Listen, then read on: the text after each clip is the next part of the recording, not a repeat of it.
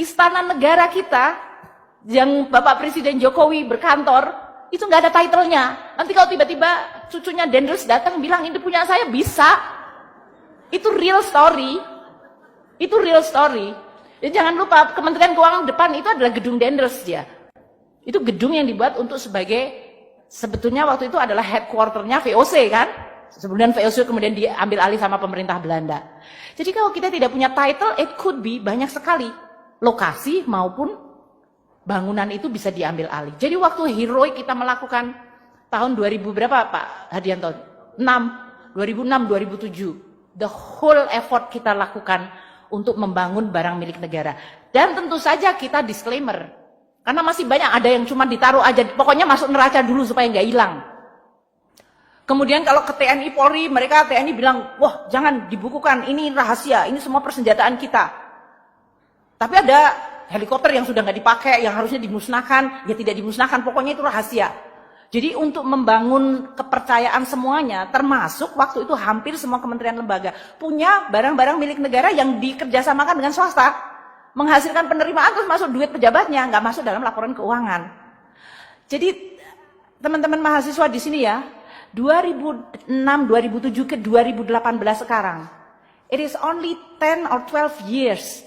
Waktu saya jadi Menteri Keuangan yang pertama, within this 12 years sebetulnya this republic has a revolusi yang sangat luar biasa besar di dalam pengelolaan barang milik negara.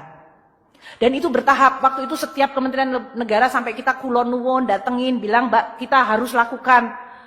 Bayangkan dulu jalan kita nggak pernah inventorize. Kita nggak pernah tahu kita udah bangun berapa jembatan, kita nggak tahu berapa sekolah kita bangun, universitas pun kita nggak tahu.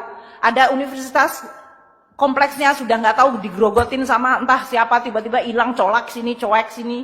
Itu terjadi.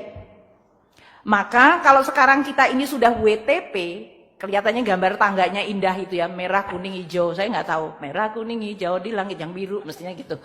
Tapi itu menggambarkan the evolution dari kita sekarang, kita sudah masukkan dalam, sudah divaluasi, sudah diadministrasikan, dan bahkan saya minta sekarang adalah pemanfaatan.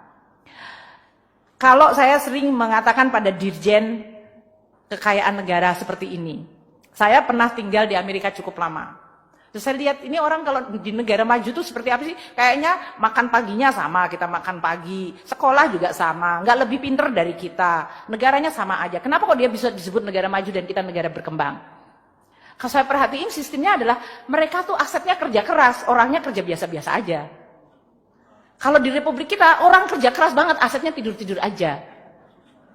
So that is the difference. The economic system membuat mereka make sure bahwa semua aset have to work extremely hard. Nggak ada uang nganggur, nggak ada space nganggur, nggak ada barang nganggur, nggak ada capital nganggur. They work very hard, sehingga orangnya bisa kerja biasa aja dan kemudian dia bisa take vacation. Kalau di Republik kita nggak pernah vacation, kerja terus-terus asetnya tidur. Ada suatu kompleks yang bagus didiemin aja 20 tahun, tanahnya bagus banget didiemin, nggak ada yang berani nyentuh. Karena apa ya? Karena milik negara. Negaranya ngapain? Negaranya tidur, orangnya kerja keras. That is what is make us a lot of different. Makanya saya sekarang tuh selalu gelisah. Saya bilang sama Pak Isa, saya nggak peduli dan saya nggak kepingin melihat ada barang negara secuil apapun yang dia itu waste, idle, sia-sia, tidur, malas. Aset kita harus dibuat kerja keras. Makanya sekarang kita pilah-pilah mana yang dipakai untuk fungsi pemerintahan. Mana yang kita lihat, oh kita udah punya. Jadi kalau ada kementerian lembaga bilang saya butuh office space, saya minta anggaran pada Menteri Keuangan untuk bangun office. Why you have to build office? Ini masih ada space lain yang masih kosong. Oh enggak, tapi itu kan sebagian miliknya kementerian lain. Kenapa? Memangnya kalau combine satu gedung miliknya 2 menteri nggak bisa kerjasama?